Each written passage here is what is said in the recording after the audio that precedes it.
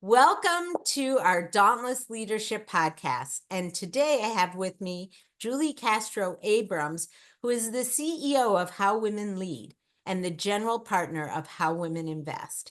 And I invited her to join us because I've listened to her speak and have learned so much from listening to her. And I thought it would be wonderful if I could share that with my listeners as well. And she was kind enough to join me. So welcome, Julie. You had me at Dauntless. I'm just saying, I'm so happy to be here. Well, thank you. And maybe we'll start with that. Every podcast, I ask my guests to tell me, what does Dauntless mean to you? Yeah.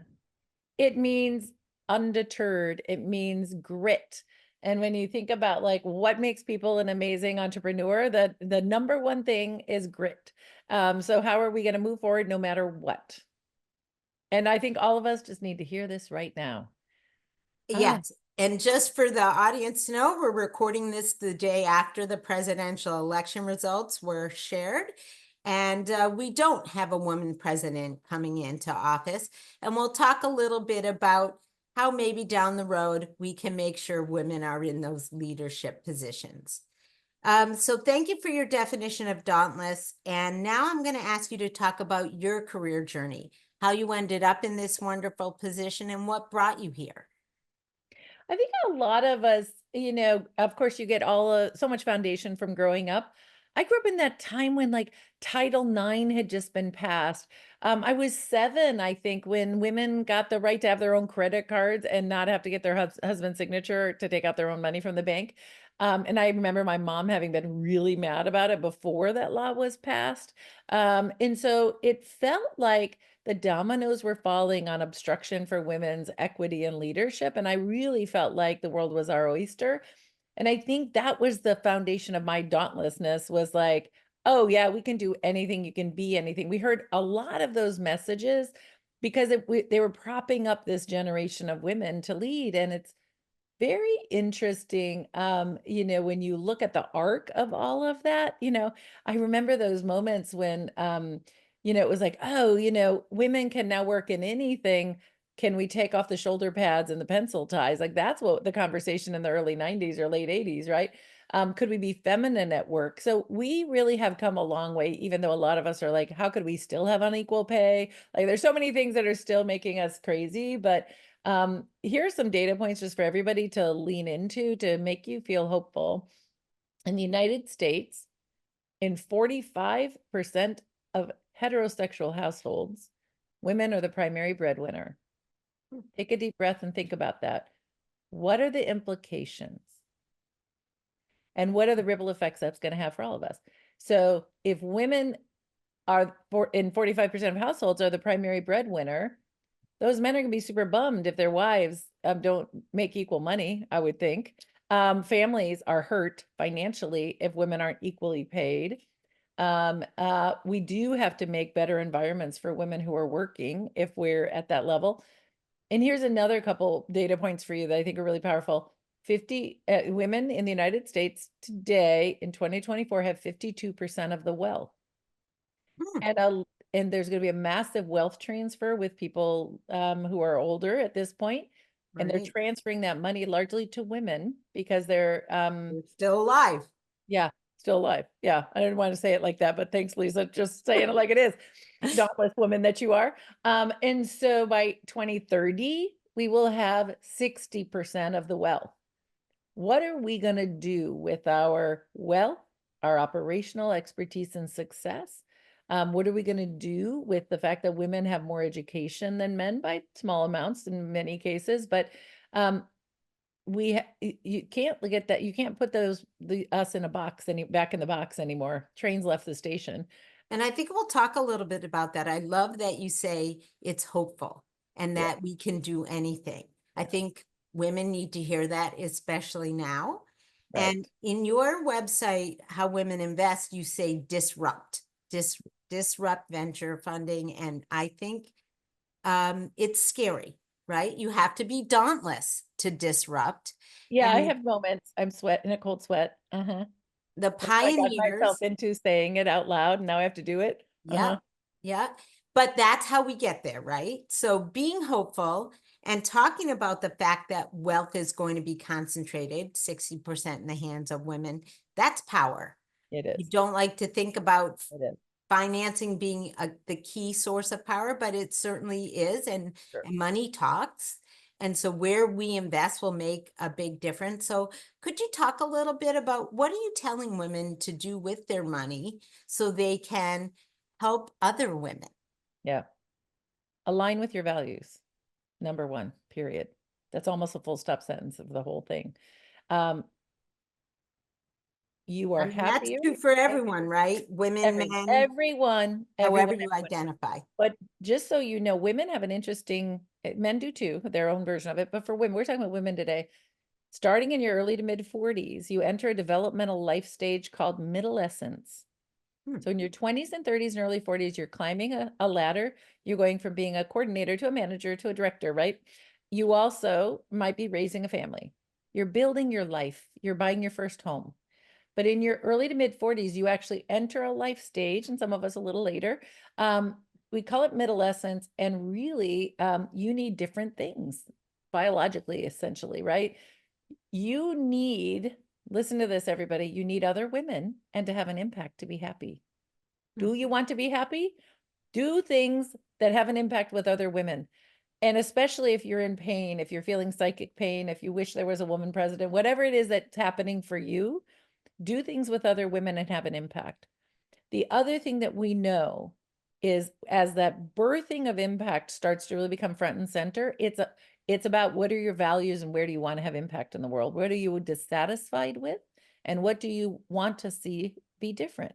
And so the first time someone said to me, look at your Schwab portfolio and those mutual funds and look under the hood. And, at that age, I had my kids when I started having my kids when I was 25. So pretty young for the world that we are in today. So by the time I was in my mid 40s, my kids were already in or out of college. And and so I could look at my things and had a little bit of time and spaciousness to do that. And I was like, oh my God, I've been donating for prison reform and I'm investing in private prisons on accident in a Ah, mutual fund. And I didn't even know it. Like there's so many things you could care deeply about climate. You could be composting all day long and then you're investing in fossil fuels and you didn't even realize it. So I think for all of us, how are we taking control?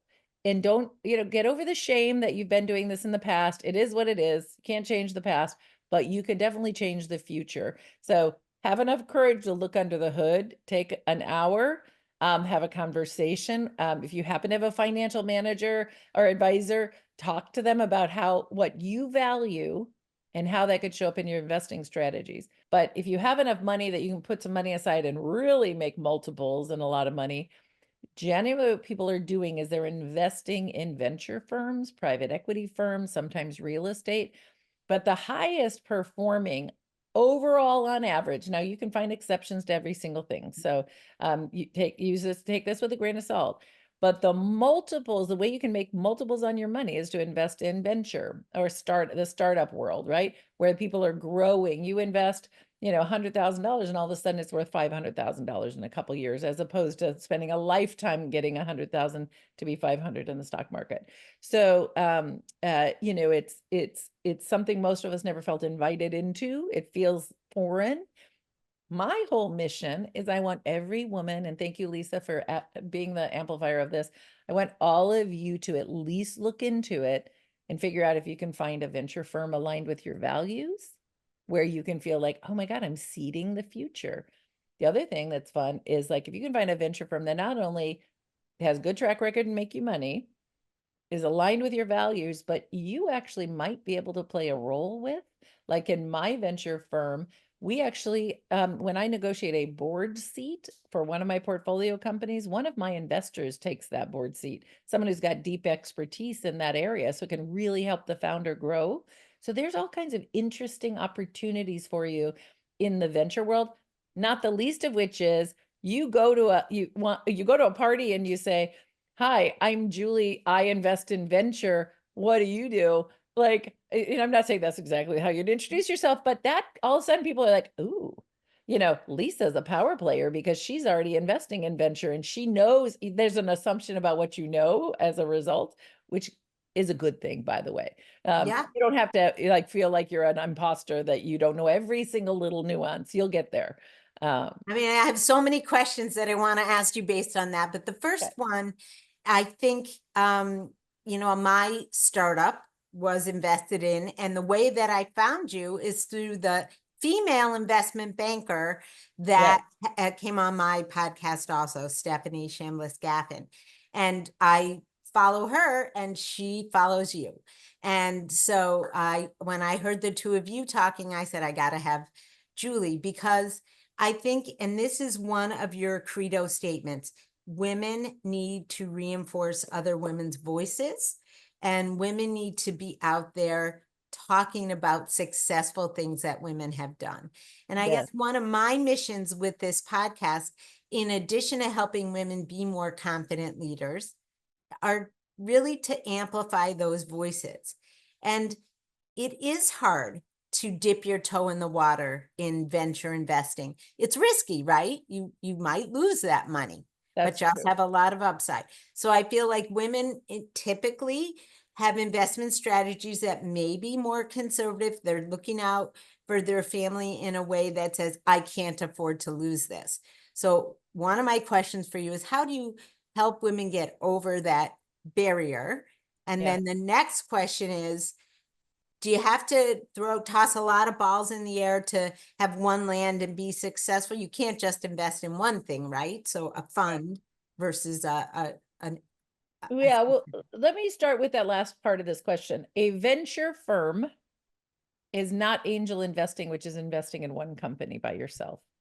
A venture firm is a group of professionals who you essentially are hiring to curate a portfolio for you.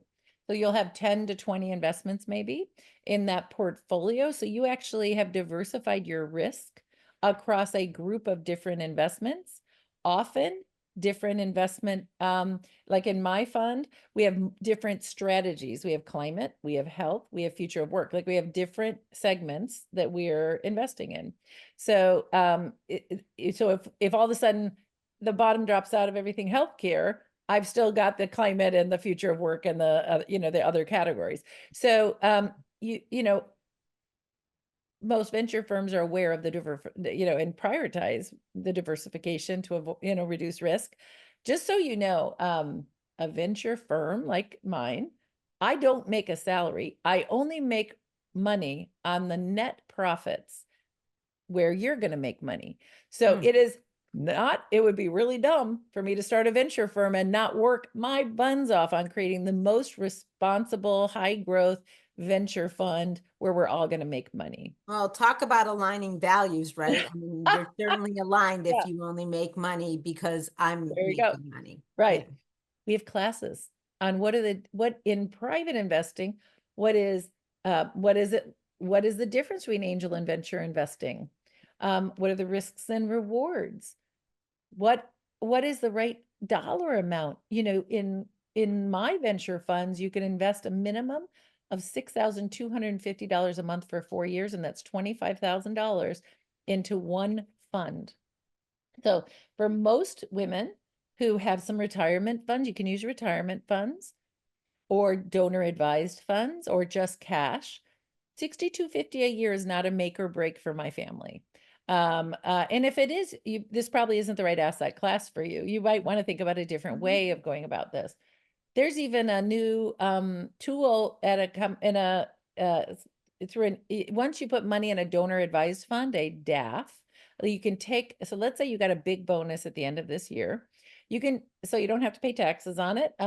You can actually don't put that money into what we call a donor advised fund. It's like your own little foundation. And you can do $5,000, I think, on Schwab.